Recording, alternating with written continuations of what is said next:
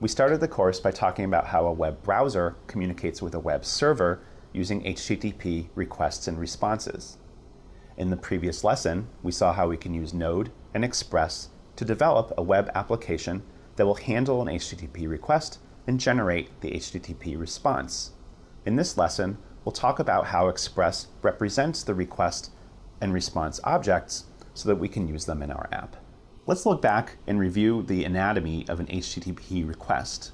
Remember, HTTP is a plain text protocol, and so we can see or inspect the request just as text. The HTTP request has the verb or action, the URI, which is the resource being requested, the version of HTTP that's being used, and other information about the request. Not surprisingly, Express and Node represent requests using objects. The object is passed as a parameter to every callback function or event handler that's used by our Express app. We saw this example last time. This is our Hello World example, where we use the app.use function to specify what should happen when the app encounters this particular URI, which is just the /. We define a callback function, and it's going to use the request as one of the parameters.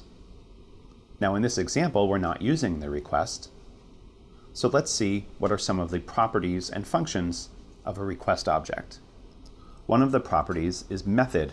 This is the HTTP request verb or action, such as post or get. Another property is URL. This is the resource that is being requested. HTTP requests have headers, which are represented in the request object using an array of all the headers. However, it's generally recommended to use the get function to request a specific header field.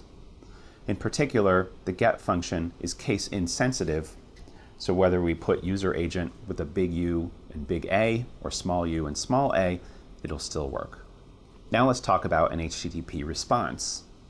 Like an HTTP request, there is the version, but an HTTP response also has the status code. 200 means OK, 404 means not found, etc. There are also the headers of the response, and then the resource that's actually being requested, which are in the body of the response. Again, not surprisingly, Express and Node represent an HTTP response using an object. In our Hello World example from last time, we see response passed as one of the parameters, and we used its send function to send back HTML, which was displayed in the web browser. Here are some of the other functions that we might want to use in the response object. The response is always passed as a parameter to the function that's used when we're handling an HTTP request. We can set its status code using the status function. We can set the content type using the type function.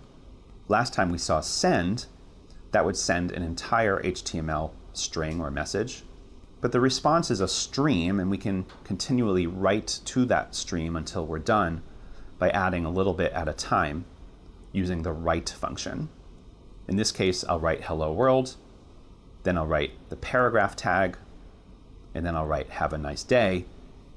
And when we're done writing and we want to finally send the message, the HTML, back to the browser, we use the end function that will send the HTTP response and close the connection.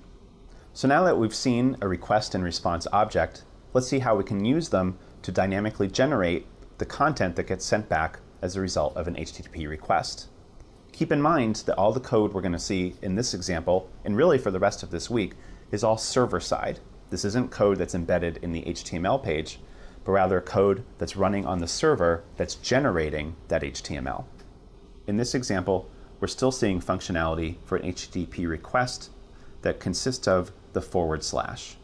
We'll define our callback function that takes the request and response objects as parameters. Here we'll create a local variable called name, and we'll get that name from the HTTP request query. Now we'll see more about this in a future lesson, but an HTTP request can include a query as part of the URL.